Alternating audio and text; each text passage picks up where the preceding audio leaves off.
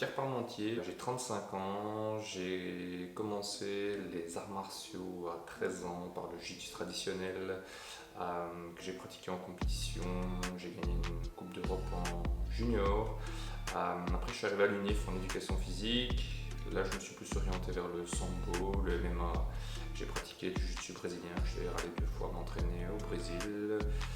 Je suis allé m'entraîner en Russie en sambo, donc j'ai pas mal bourlingué au niveau des différents arts martiaux et sports de combat. Et ensuite, je me suis plus orienté vers la préparation physique. Et aujourd'hui, je continue uniquement en loisir et je suis plus focus sur mon job de préparateur physique. J'ai toujours été attiré par les arts martiaux, les sports de combat, le travail de force aussi, le rapport de confrontation. Je me suis orienté vers le jiu-jitsu après avoir eu une initiation en secondaire et puis un club qui s'est ouvert près de chez moi. Du coup, les disciplines dans lesquelles je me sens bien, c'est des disciplines qui mélangent à la fois le pied-point, le travail de lutte et le travail de sol. Finalement, c'est ce qui est quand même le plus proche de la réalité.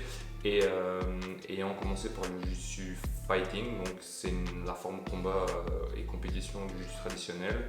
Que ce soit en sambo, je préfère le sambo combat, donc le sambo avec frappe. Et le MMA, ben ça aussi c'est complet. Et donc les transitions, c'est vraiment dans ces phases-là où je ne vais pas dire où j'excelle, donc j'ai toujours été assez bon. Ça amène énormément de choses. Déjà, ça amène de l'assurance. Ça amène aussi à relativiser, à se rendre compte qu'il y a toujours plus fort que nous. On a à apprendre de tout le monde. Donc il faut rester humble dans les sports de combat. Une erreur, de toute façon, on la paye cash face à n'importe qui. Côté confrontation aussi et compétition, j'estime que c'est des valeurs qui développent. Dans notre famille, on est le plus beau, le plus fort, le plus intelligent. Une fois qu'on arrive en compétition, on se rend compte que c'est l'école de la vie où on apprend à gagner, on apprend à perdre, on apprend à se remettre en question, on apprend à avancer. Et je pense que ça, c'est hyper important dans le sport en général, mais encore plus dans les sports de combat et les arts martiaux, où globalement, même si tous les sports n'ont pas perdu leur valeur, il y a quand même beaucoup de sports qui ont perdu les valeurs nobles de base.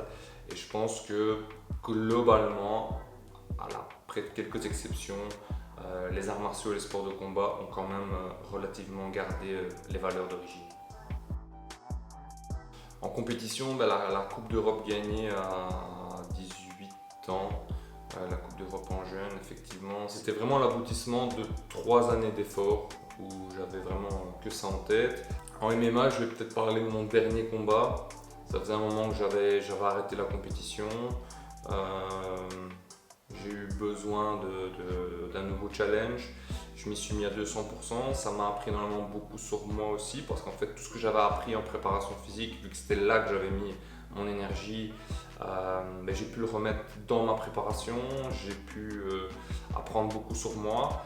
Ça n'a pas toujours été facile, c'était une préparation qui a été dure. Vraiment avoir le soutien de l'entourage, même de la famille, des amis qui habitent à l'étranger, qui regardent en direct. Il y a vraiment eu ce côté communauté. Mon père n'était pas forcément heureux que je reparte dans la cage, mais il m'a accompagné ce jour-là. Et voilà, aujourd'hui il n'est plus là et je suis content qu'il ait pu être là lors de mon dernier combat. Mon passé de combattant a énormément d'influence dans ma manière d'entraîner et de préparer mes athlètes aujourd'hui.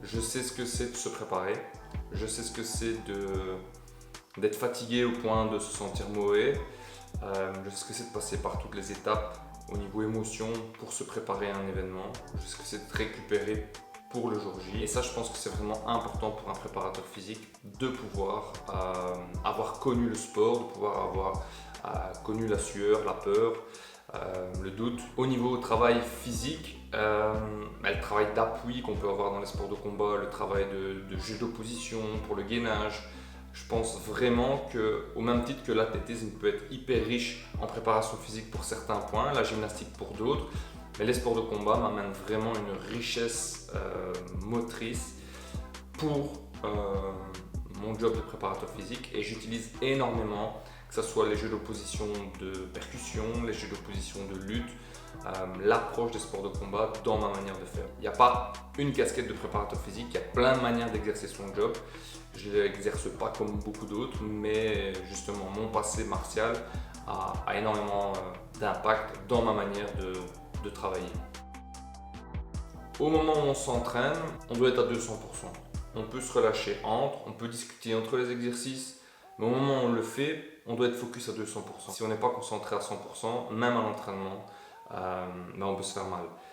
Et c'est parfois ce que je reproche dans d'autres disciplines, notamment moi quand je les ai par exemple en musculation, quand je les ai en travail athlétique, en travail de sprint, c'est qu'ils sont là mais pas toujours là à 100%. Je ne fais pas une généralité mais ça arrive. Or nous, on n'a pas le choix. Si un coach nous tient les palettes et qu'on est devant, on ne peut pas être à 50%, on doit vraiment être à 100% à chaque fois.